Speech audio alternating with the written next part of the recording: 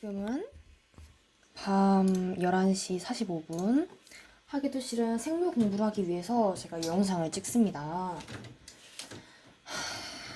제가 이 영상을 찍기 앞서서 2번 영상도 찍었었거든요. 근데 영상을 올릴 때마다 실패를 하네. 그래서 제가 빡쳐서 저장 공간 잡아먹는 것 같아서 다 지워버렸단 말이에요. 이 영상은 올라갈지를 모르겠어요.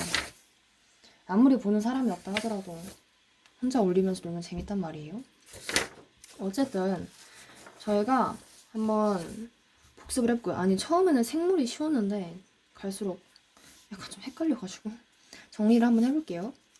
우선은 세포에 대해서 해봅시다. 세포는 이제 생물의 구조적 그리고 기능적 단위예요. 네, 되게 간단하게만 정리할 거예요. 세포는 단세포라는 게 있고 다세포라는 게 있는데, 정말 말 그대로 단세포는 하나만 있는 세포인 거고, 다세포는 여러 개의 세포가 있는 거죠. 모인 거죠. 그래서 예를 들어서 단세포는 아메바, 집신벌레 뭐 그런 것들이 있고, 다세포에서는 사람, 뭐 동물 이런 것들이 있어요. 자, 그리고 물질대사. 물질대사가 뭐냐? 물질대사는 생물의 몸에서 일어나는 모든 화학 반응이에요. 그래서 모든 화학 반응. 그래서 특징이 에너지 출입이 꼭 있고요. 에너지 출입. 그리고 효소, 생체 효소가 사용이 됩니다. 효소가 아니요. 생체 촉매죠. 이게 왜 관여가 되냐면, 원래 화학 반응을 하려면 굉장히 높은 온도가 있어야 돼요. 근데 사람의 몸 안에서 화학 반응을 하기 위해서는 낮은 온도에서도 할 수 있어야 되잖아요. 왜냐면 36.5도가 사람 온도인데 이 온도에서 원래 안 된단 말이에요. 그러니까 이 효소라는 촉매제를 넣어줘가지고, 야, 아무리 온도가 낮아도 우리 그래도 이 온도에서 한번 화학 반응이 일어날 수 있게 해보자 라고 하기 위해서 있는 게 효소인 거예요. 효소. 그래서 물질 대사에는 동화작용과 이화작용이 있는데요. 보이나요? 이화작용이 있는데, 우선 동화작용은 말 그대로 합성을 하는 겁니다. 합성. 저분자 물질, 작은 거에서 고분자 물질로 큰 걸로 만들어가는 거예요. 그래서 이 만들기 위해서는 애들이 에너지가 필요할 거 아니에요. 그래서 에너지를 흡수를 합니다. 흡일 반응을 해요. 흡일 반응. 그래서 예를 들어서 이런 거는 광합성, 단백질 합성 뭐 그런 것들이 있죠. 그리고 참고로 광합성의 식을 써보자면, 제가 아까 보였는데 뭐였지? 12H2O 물 12H2O 플러스 6CO2가 C6H12O6 플러스 산소 6O2 플러스 물도 생성되죠. 물은 양쪽에 다 있어요. 6H2O 이런 식으로 식이 형성이 되고요. 그래서 이제 처음에는 에너지가 낮았다가 에너지를 흡수를 하면 에너지가 높아지잖아요. 그래서 그래프를 그리면 이런 식으로 만들어집니다. 반응물이 생성물보다는 에너지가 낮죠. 그 다음 이화작용을 보면요. 이화작용 이거랑 반대되는 거겠죠. 분해가 되는 작용이에요. 그래서 큰 고분자에서 저분자로 작은 걸로 분해가 돼가지고, 이때는 원래 자기가 있던 에너지를 이제 분해를 시켜야 되는 거니까 에너지가 나오죠. 에너지가 방출이 됩니다. 방출. 그래서 크게 예를 들어서 세포 호흡 이런 것들이, 소화 이런 것들이 있어서 얘는 그러면은 에너지 방출하니까 이런 식으로 만들어지고요. 반응물이 생성물보다는 에너지가 높은 경향을 띠고 있습니다. 자, 세 번째는 이제 반응 가볼게요. 각각 동물이랑 식물, 모든 생물들은 자극에 대해서 반응을 해요. 왜 반응을 하냐면, 자기가 살기 위해서 생존에 유리한 방향으로 반응을 합니다. 예를 들어서 햇빛이 뭐 동쪽으로 찌면은 동쪽으로 좀 더 줄기를 좀 더 간다던가, 빛을 많이 받을 수 있게 이런 식으로 생존에 유리하도록 반응을 하는데요. 이러한 반응을 통해서 이제 항상성이라는 걸 유지를 해요. 뭐냐면, 우리가 추운 곳에 있다고 가정을 해봅시다. 추운 곳에 있으면 우리는 자연스럽게 몸이 떨릴 거예요. 이 몸이 왜 떨리냐 하면은, 사람이 근육을 떠옴으로써 열을 내기 위해서인 거예요. 그러니까 우리의 원래 가지고 있던 온도라는 게 있는데, 이 온도가 주위 환경 때문에 낮아졌으니까 우리가 항상 똑같은 거를 유지하기 위해서 몸을 떨어가지고 온도를 다시 높여가지고 원래대로 이제 유지를 하려고 하는 겁니다. 생물들은 이런 생존에 유리한 방향으로 항상성을 유지를 하려고 해요. 그리고 네 번째, 발생과 생장. 이거는 쉬워요.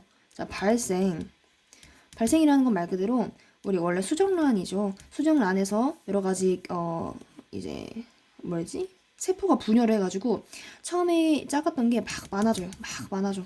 그래서 조직을 이루고 이런 조직들이 엄연한 하나의 개체가 되기까지. 그러니까 우리가 뭐 정자에서 이제 뭐 수정란 돼가지고 정자는 아니지. 근데 수정란이 돼가지고 엄마의 뱃속에서 이렇게 있다가 하나의 인간이 되기까지 그 과정이 발생인 거고요. 그럼 반대로 반대는 아니죠. 생장은 이런 하나의 개체, 엄연한 하나의 개체가 그냥 자라는 거예요. 더 큰 개체로. 그러니까 우리가 애들, 1살짜리 애가 이렇게 어른이 되는 그런 과정인 거죠. 자라는 거예요, 말 그대로. 근데 둘 다 어쨌든 세포 분열을 통해서 크기를 키워나가고 그런 식으로 이제 발전을 해간다, 자기를 보면 되고요. 5번째는 생식과 유전입니다. 이것도 쉬워요. 생식은요, 말 그대로 종족을 유지하기 위해서 애를 낳는 거예요. 자손을 만들어서 종족을 유지를 하는 거고요. 이 생식에는 2가지가 있는데 유성생식이 있고 무성생식이 있어요. 이 유성생식은 말 그대로 성이 있다. 뭐야 이거? 성이 있다 해가지고 그 남자랑 여자랑 이렇게 만나가지고 자식이 나올 거 아니에요. 이 자식이랑 부모랑 이제 형질이 다르죠. 그러니까 다른 성도 이게 섞인 거, 다른 유전자도 섞인 거를 유성생식이라고. 무성생식은 자웅동체잖아요. 자기 혼자서만 애를 낳는 거. 이거 완전 유전자가 똑같거든요. 유전자 복제예요, 그냥 복제. 그래서 완전 똑같은 걸 우리가 무성생식이라고 합니다. 그러면은 유전은 뭐냐? 유전은 쉽죠. 자신의 부모의 형질이 자식한테도 물려지는 거. 이걸 유전이라고 해요. 그리고 6번째는 적응과 진화입니다. 자, 적응과 진화. 적응은요, 쉽게 설명하자면 이제 환경이 변하면 그에 맞춰서 동물의 뭐 생활 방식, 뭐 몸 이런 거, 몸에 변화가 생기는 거예요. 이런 걸 우리가 적응이라고 하는데요. 거기에 적응한다 하잖아요. 뭐 예를 들어서 뭐가 있을까? 뭐가 있지? 적응한 게 뭐가 있을까? 에이, 굳이 예를 들어야 되나? 다 알아들을 텐데. 환경 변화가 있어가지고 그에 따라서 몸이 변화한 거 우리가 적응한다 하죠. 인간은 적응의 동물이라 하죠. 적응을 한 거고 진화는 좀 더 심화된 거. 이러한 환경에 따라 적응을 하는 게 계속 반복이 돼요. 그래서 야 우리 이렇게 계속 알아서 이렇게 적응할 거면 차라리 유전자 자체를 바꿔버리자. 유전자 자체를 바꿔버리자 해가지고 아예 새로운 종을 만드는 거.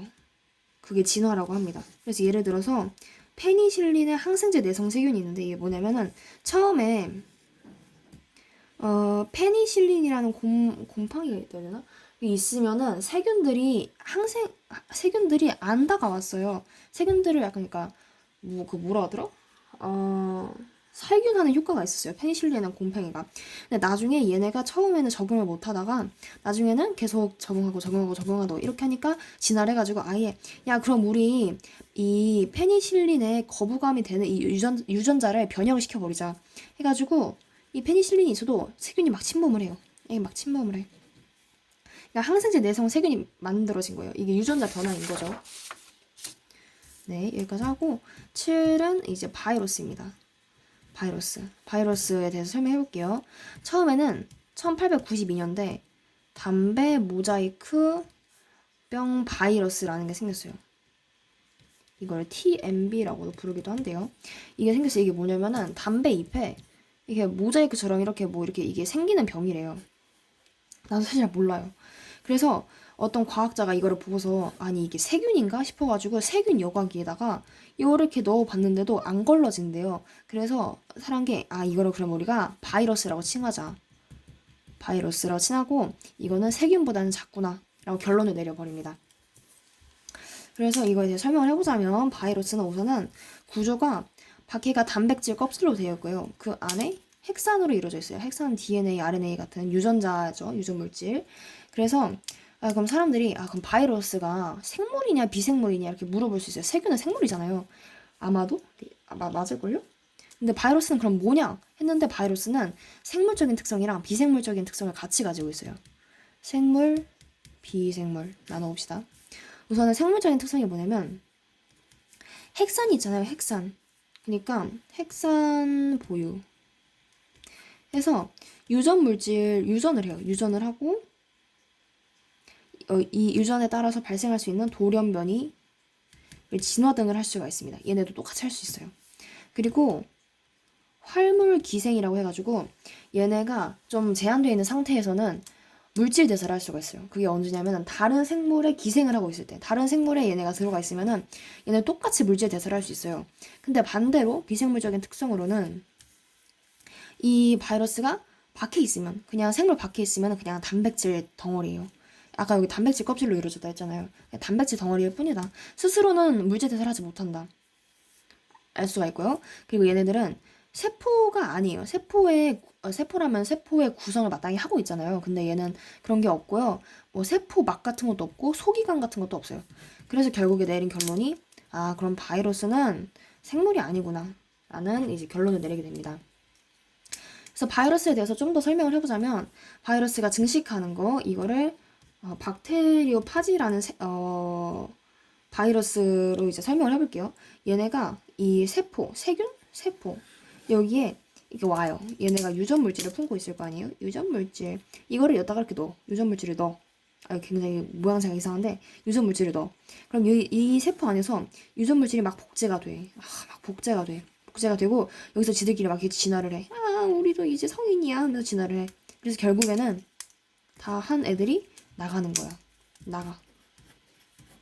이런 식으로 증식을 한단 말이에요. 유전물질 복제하고 단백질을 합성해서. 그래서 이 바이러스를 구분을 하는 두 가지 방법이 있는데, 첫 번째는 핵산의 종류에 따라서 나누고, 두 번째는 숙주의 종류에 따라서 나누는데, 핵산은 크게 DNA랑 RNA로 나누잖아요. DNA는 아까 말했던 박테리오파지 같은 게 있고요. RNA는 요즘 유행하는 코로나, 요즘은 아니죠. 유행하고 있는 코로나, 그리고 인플루엔자 바이러스, 그리고 HIV. 그래서 이거를 또 이제 숙주에 따라 나누자면은 이 박테리오파지는 세균 바이러스, 뭐라지? 세균에 기생하는 애? 그래, 뭐 어쨌든 그거고, 얘네 두 개는 이제 동물을 숙주로 삼는 애들이라고 보면 될 것 같아요. 그래서 얘는 정리했고, 그러면은 이제 아까 강의 들었던 거에 대해서 한번 정리를 해봅시다.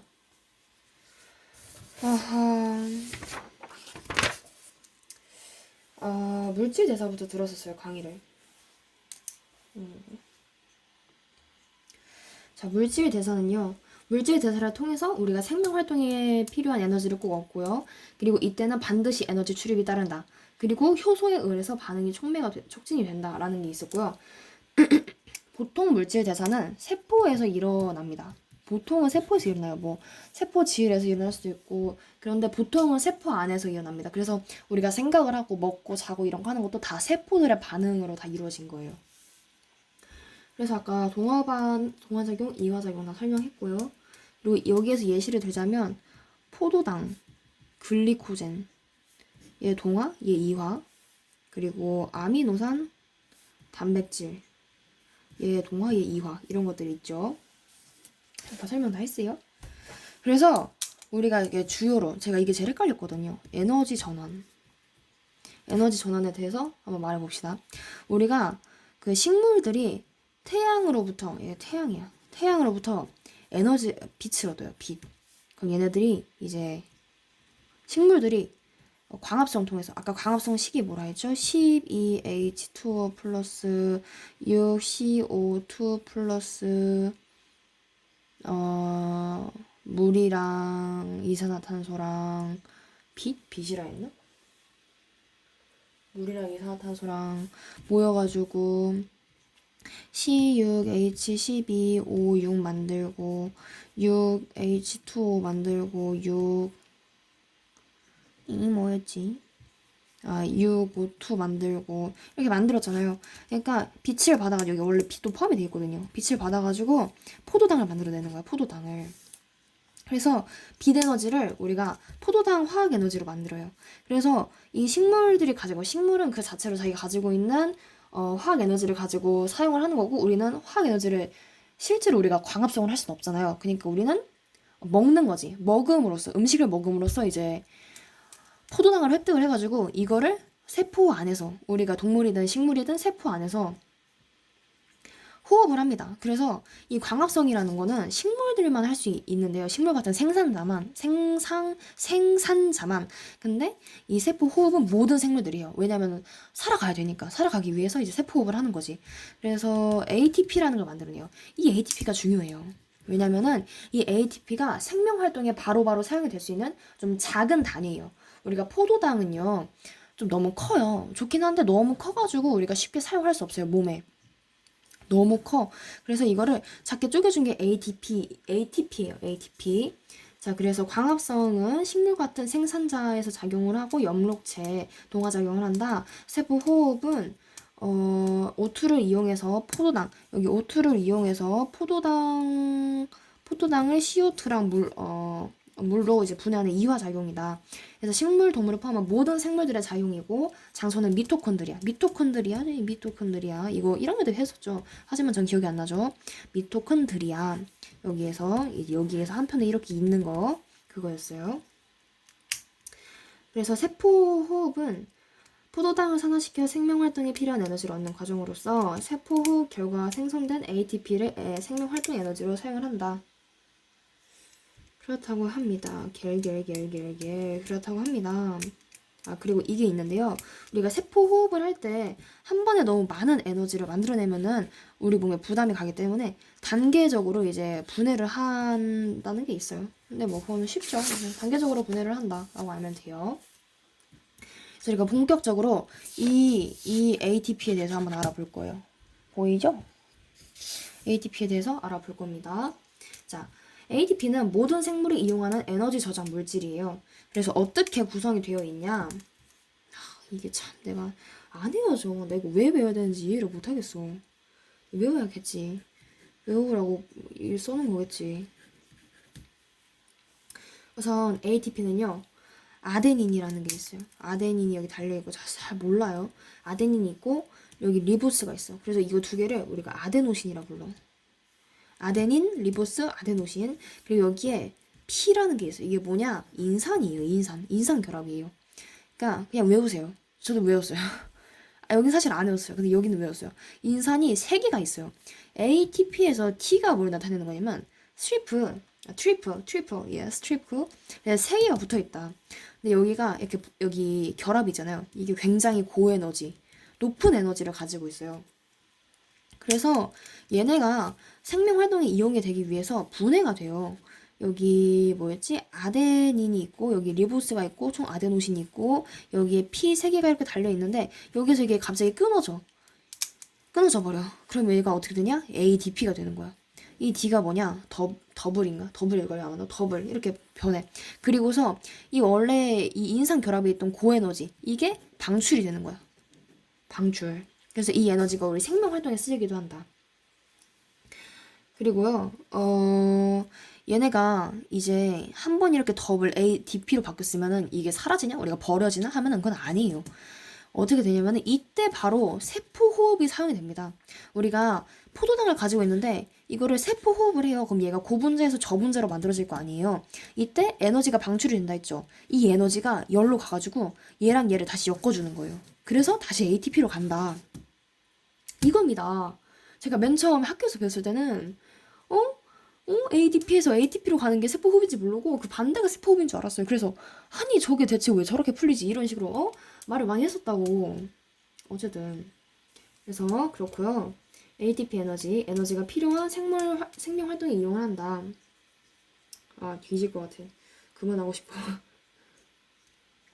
그래서 이 ATP가 많이 사용돼요. 근육 수축, 능동 수송, 물질 합성, 신경 신호 전달, 발열 방광 발성 뭐 이런 것들이 있어요. 근데 그냥 참고로 CF로 옆에 있어가지고 설명을 해보자면 능동 수송이 뭐냐 하면은 우리 여기 세포질이라 해야 되나 세포막이라 해야 되나 세포막이 있고요. 여기에 나트륨 칼륨 퍼프라는 게 있어요. 원래 보통 이게 고농도랑 저농도가 있으면 보통은 고농도에서 저농도로 확산이 되잖아요. 근데 이거는 반대로 얘네가 일로 보내고 싶은 거야. 일로. 그래서 반대로 보내려면 그만큼 힘이 있어야겠죠. 에너지가 필요하겠죠. 이 에너지를 보낼 때 ATP를 사용하는데 이거를 수송이라고 합니다. 그리고 이 세포호흡 있잖아요. 세포호흡. 이거에도 두 가지가 나눠져 있어요. 무산소 호흡인데요. 저희는 이거 수행평가로 나오더라고요. 무산소 호흡이 있는데 첫 번째 아니 모르는 거야. 세포 호흡이 있는데 첫 번째는 무산소 호흡이고요. 두 번째가 산소 호흡이에요. 네, 산소 호흡은 말 그대로 분해를 할 때 원래 이제 정상적으로 O2를 사용을 하는 건데 얘는 포도당을 분해하면은 산소가 필요한데 산소를 못 쓰는 거야. 뭐 우리가 격하게 운동을 했다던가 해가지고 산소를 못 써. 그러면 이 포도당이 되게 불안정하게 분해가 돼요. 그래서 한번 설명을 해보자면 그래서 ATP도 굉장히 좀 적게 나와요. 원래 우리 30 몇 개였지? 32개가 나와야지 정상인데 2개밖에 안 나와. 굉장히 좀 비효율적이라고 생각을 해야 되는데 얘도 쓰인 데가 있겠죠. 그래서 이 무산소 호흡을 하면은 우리가 두 가지 발효를 할 수 있어요. 알코올 발효, 젖산 발효 있는데 우리가 집중해서 봐야 될 거는 알코올 발효. 알코올 발효는요.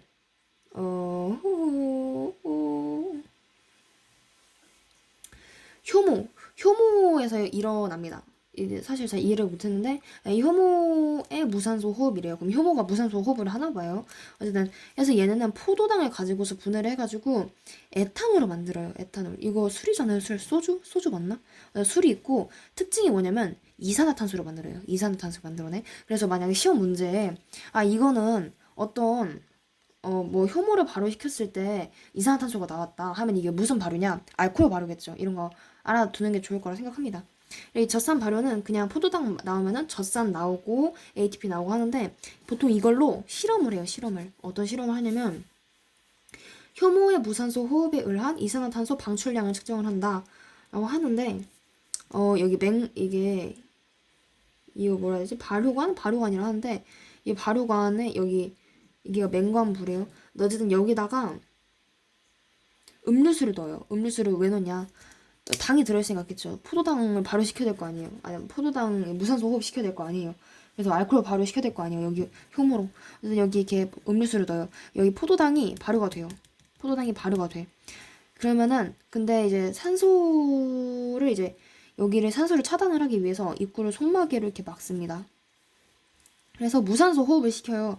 그럼 아까 알코올 발효하면은 이산화탄소가 방출이 된다 했잖아요. 그러니까 여기에 계속 이산화탄소가 쌓여. 그러면은 원래는 이 정도만 채워져 있던 게 여기 자꾸 이산화탄소가 이렇게 나오니까 이게 좀 압력 때문에 이렇게 좀 수위가 낮아져요. 근데 여기다가 더 이상 기체가 발생하지 않는다 싶을 때 구피를 한번 측정을 해보고 약간의 일정 용액을 뽑아낸 다음에 여기다가 KOH 용액을 넣습니다. 왜 넣냐면은 KOH 용액을 넣으면은 얘가 이산화탄소를 빨아들여요. 그러니까 원래 여기에 있던 이산화탄소가 얘 때문에 이렇게 빨아들이면서 수위가 높아지지 않나? 높아지지 않나? 있어봐요.